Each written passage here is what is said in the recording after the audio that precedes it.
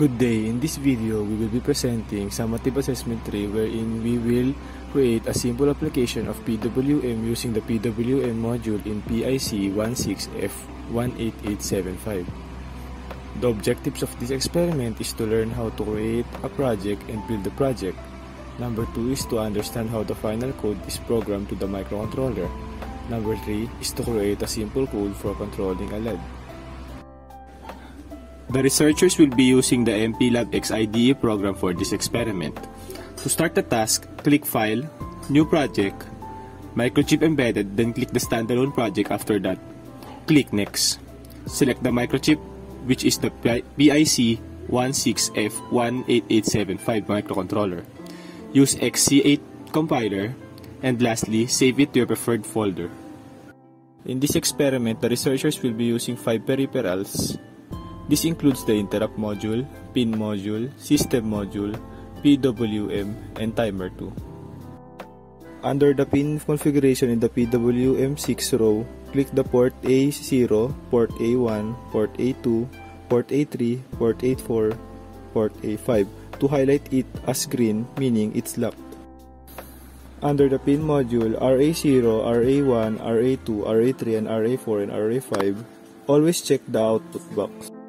To set up the system module, number 1, select the HFI and TOSC from the oscillator select drop-down menu. Number 2, select the 4 MHz selection from the HF internal clock drop-down menu. Number 3, select the clock divider value of 4. Timer 2 will be driven by the instruction clock, which will be set up in a future step. Click on these selections need to be made for the timer 2 operation. Number 1, check the enable timer box. Number 2, set the pre-scaler box to 1:1. Number 3, set the post-scaler box to 1:16. Number 4, set the timer period to 16.384 milliseconds. To set up the PWM, this requires a few setup selections. Number 1, check the enable PWM box. Number 2, select timer 2 from the select a timer drop-down menu. Number 3, set the duty cycle to 50%. After fixing the pin module, pin configuration, system module, timer 2, and PWM6, we will now proceed to the main C file.